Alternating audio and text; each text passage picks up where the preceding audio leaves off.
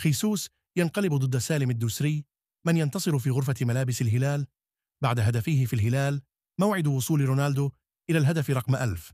خيسوس يعترف بتخاذل فهد بن نافل. كارثة في قلعة الهلال. إدارة الهلال ترفض إقالة خيسوس. تفاصيل تصدم الجمهور. يستمر الحديث بشأن كواليس نادي الهلال بعد التعثر الأخير ضد النصر بنتيجة 1-3 ضمن منافسات الجولة 26 من مسابقة دوري روشن لكرة القدم. خلاف بين خيسوس وسالم الدوسري، وتشير التقارير الأخيرة إلى أن المدير الفني خورخي خيسوس غير راض عن سالم الدوسري. العلاقة بين اللاعب ومدربه سيئة في الوقت الحالي، والخلافات بدأت بين الثنائي منذ مواجهة الهلال ضد الاتحاد في ربع نهائي كأس الهلال. ويعيش المدرب البرتغالي أوقات سيئة بعد انهيار الفريق وتلقيه للعديد من الهزائم خلال الفترة الماضية.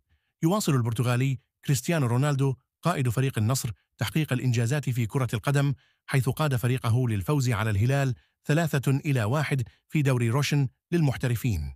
سجل رونالدو هدفه بعد دقيقتين من بداية الشوط الثاني بتسديدة قوية من تمريرة ساديو ماني. وأحرز رونالدو الهدف الثالث للنصر والثاني له، ليصل إلى 21 هدفا في صدارة الهدافين، متفوقا ب4 أهداف على المغربي عبد الرزاق حمد الله والبرازيلي ماركوس ليوناردو. ورفع النصر رصيده إلى 54 نقطة في المركز الثالث، متأخرا ب3 نقاط عن الهلال الثاني و7 نقاط عن الاتحاد المتصدر الذي سيواجه الأهلي اليوم. ثنائية الدون في مرمى الزعيم وصلت بإجمالي أهدافه إلى 931 مع الأندية والمنتخب البرتغالي، ويصبح على بعد 69 هدفا من الرقم 1000 في مسيرته. عدد أهداف رونالدو.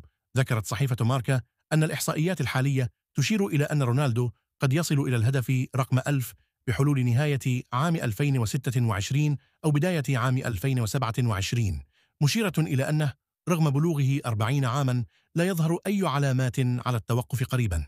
لعب رونالدو مع 5 أندية خلال مسيرته: سبورتينغ لشبونة، مانشستر يونايتد، يوفنتوس، ريال مدريد والنصر. سجل 5 أهداف في 31 مباراة مع سبورتينغ، و145 هدفا في 346 مباراة مع يونايتد.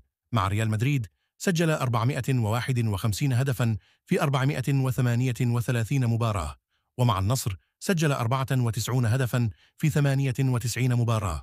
لم تمر خسارة الهلال أمام النصر في ملعبه المملكة أرينا مرور الكرام، بعد أن مني الزعيم بثلاثية مقابل هدف وحيد في شباكه. خيسوس يكشف أخطاء فهد بن نافل.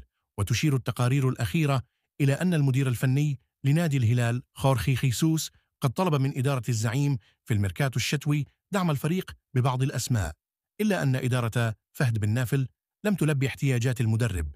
المصادر تشير أيضا إلى أن رحيل محمد البريك ظهير الفريق هذا الموسم لم يكن بقرار من خيسوس الذي فضل استمراره. وفشل الهلال في الخروج بنتيجة إيجابية على ملعبه ووسط جمهوره أمام نادي النصر الذي استطاع الفوز بثلاثية مقابل هدف وحيد. يستمر الحديث بشأن مستقبل المدير الفني البرتغالي خورخي خيسوس مدرب نادي الهلال السعودي لكرة القدم خلال الفترة الحالية من عمر الموسم الكروي الجاري، تزامنا مع خسارته للديربي أمام النصر بنتيجة 3-1 ضمن منافسات الجولة 26 من مسابقة دوري روشن. الهلال لن يقيل خورخي خيسوس، وحسب التقارير الأخيرة إدارة نادي الهلال تجدد الثقة في خورخي خيسوس مدرب الفريق. الهلال لن يقيل مدربه بسبب خسارة النصر، والثقة مستمرة بسبب تركيز الفريق على الفوز بدوري أبطال آسيا للنخبة.